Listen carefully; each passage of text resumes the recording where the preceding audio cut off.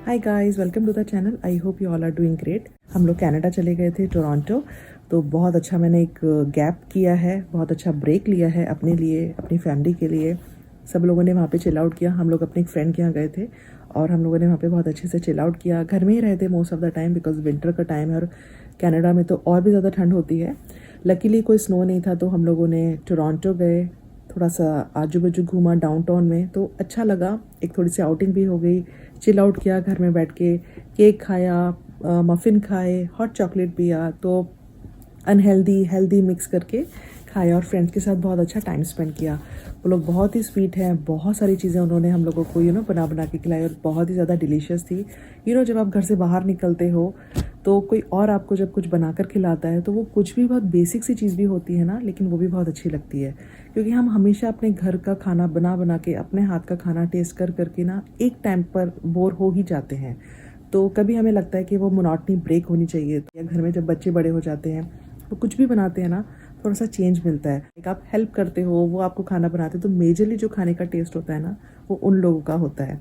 उनकी रेसिपीज़ होती हैं, उनका प्रोसेसिंग होती है, किस तरीके से वो खाने को बनाते हैं। लेकिन आपको वो सिर्फ प्लेट में मिलता है ना, आपने छोटी मोटी हेल्प करी होगी हियर एंड देयर, बट वो टेस्ट कम्प्लीटली चेंज होता है। सेम रेसिपी फॉलो अगर आप कर भी रहे हो ना, तो वो कम्प्लीटली टेस्ट चेंज होता है और वो इतना डिलीशियस लगता है ना। हमारे फ्रेंड ने तो बहुत अच्छा खाना बनाया था। Thank you my friends. उनकी फैमिली बहुत अच्छी है, उनके बच्चे बहुत अच्छे हैं, उनके बच्चे बहुत बड़े हैं, they are in college and about to go college. उन्होंने हमारे बच्चों के साथ जिस लेवल पे एडजस्टमेंट किया है ना, एकदम नीचे आके हमारे बच्चों के लेवल पे आके बात करते थे, उनके साथ प्ले करते थे, अपने टाइम स्पेंड करते थे। तो ऐसे लोगों का होना भी आसपास बहुत ज़रूरी है। ऐसे लोगों की पॉजिटिविटी हमारी लाइफ में होना भी बहुत ज़रूरी है। तो ऑन दिस पॉजिटिव नोट मैं आप सब लोगों को विश करती हूँ हैप्पी न्यू ईयर। बहुत बेहतरीन साल हो, सबकी हेल्थ वेल्थ सब कुछ बहुत अच्छे से रहे, रिश्ते सबके बहुत अच्छे से रहें। बहुत सारे लोगों का कोई ना कोई न्यू ईयर रेजोल्यूशन होगा। जनरली मैं नहीं बनाती हूँ, मैं कोई भी रेजोल्यूशन कभी भी क्रिएट नहीं करती हूँ, क्योंकि हम कुछ और ही प्लान करते हैं और ऊपर वाले ने कुछ और ही प्लान किया होता है। तो गो विद द फ्लो वाला सिस्टम मैंने फॉलो किया हुआ है बहुत सालों से। इस साल मैं सोच रही हूँ कि मैं थोड़ी सी राइटिंग करूँ। जो मेरे मन में थॉट आएगा ना, मैं इसको राइट करूँ। कभी मेरा मन होगा तो अगर हम ट्रिप पर, जैसे अभी हम गए थे कनाडा, तो मैं सोच रही हूँ कि कुछ अच्छे अच्छे थॉट हमने कैप्चर किए हैं, अपनी मेमोरीज में क्रिएट किए हैं। 2024 की क्रिसमस हमने उन लोगों के साथ सेलिब्रेट करी, तो बहुत अच्छी मेमोरीज हमने इस साल क्रिएट करी थी। तो उनके कुछ पॉइंट्स ऐसे हैं जिनको मैं थोड़ा सा स्ट्रेच आउट करना चाहती हूँ, तो मैं उनको सोच रही हूँ कि लिखूँगी। तो आई वुड से कि ये मेरी इस साल की कोशिश है कि मैं राइटिंग को थोड़ा सा लर्न करूँ। सीखने का प्लान कर रही हूँ कि कुछ ना कुछ लर्न करूँगी। कितना सीख पाती हूँ वो अनदर चैप्टर होगा। पहला चैप्टर मेरा यही है कि मैं सीखने के लिए रेडी हूँ, मेरी विलिंगनेस है कि मैं सीखने के लिए जाऊँ। तो चलो चलते हैं, अपने घर को थोड़ा सा शेप में लेके आते हैं।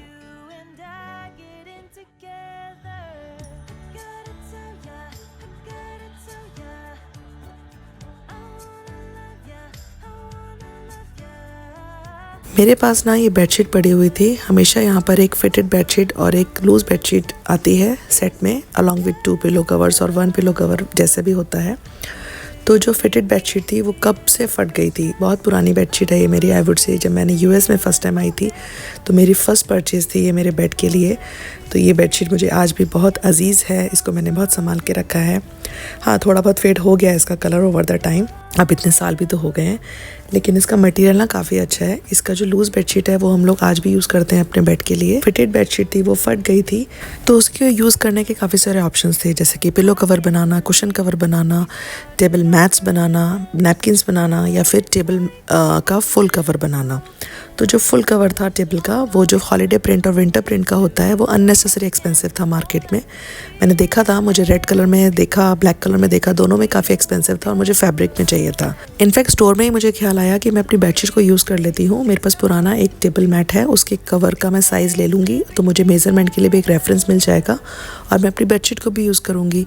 स्टिल मेरे पास काफ़ी सारा फैब्रिक बचा हुआ है इस बेडशीट का, जिसको मैं कुशन कवर में या फिर छोटे छोटे जो मैट्स होते हैं उसके लिए मैं यूज़ कर सकती हूँ लेटर ऑन। अभी के लिए मैं इसका सिर्फ एक फुल कवर बना रही हूँ।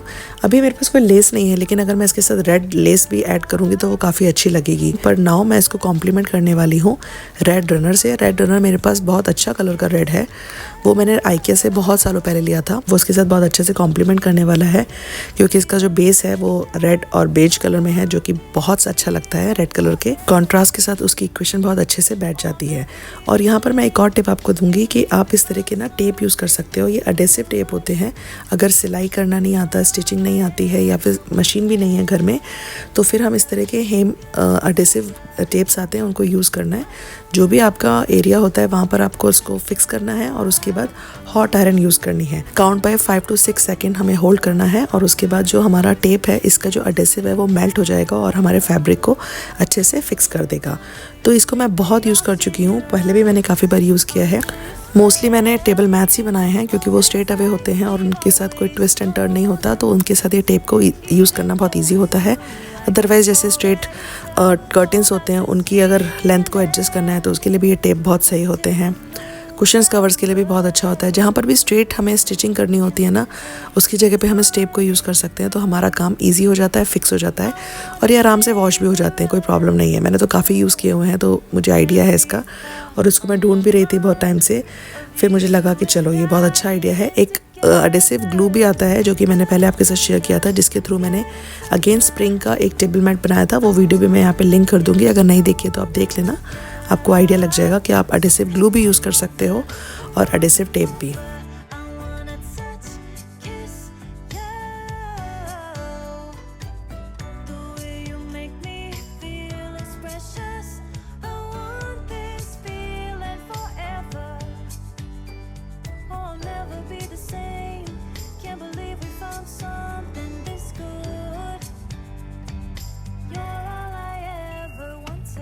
तो मेरा टेबल मैट रेडी हो चुका है एंड मीनवाइल लंच का टाइम हो गया है, तो चलो फटाफट से बनाते हैं क्विक लंच।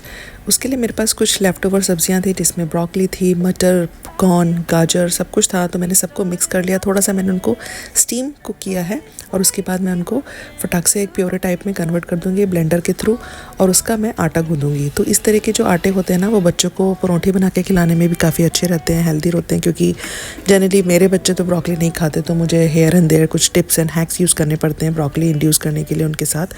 तो बस इस तरीके से मैंने उसकी प्योरे में कन्वर्ट कर दिया है और उसका आटा रेडी कर लिया है। तो सिंपल फिर किसी भी सब्ज़ी के साथ, दही के साथ, चटनी के साथ भी ये परोठे बहुत अच्छे लगते हैं।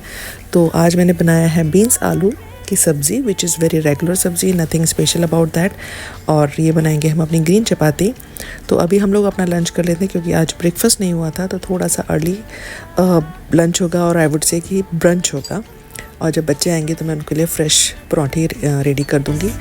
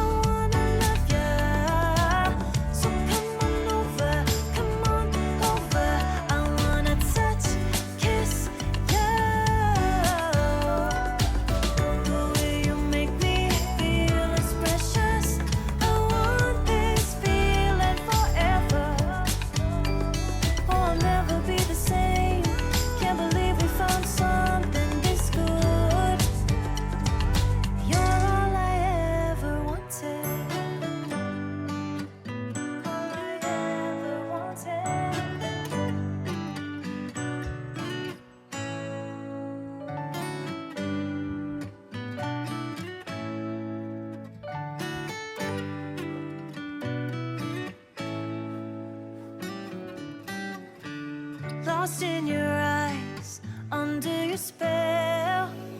Oh, it's like we've always known it.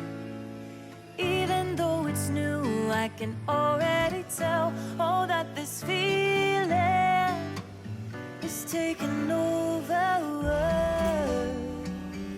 Can we take our time?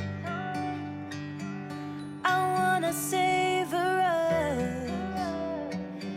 Every thought on my mind of you and I getting together. I gotta tell ya, I gotta tell ya, I wanna love ya, I wanna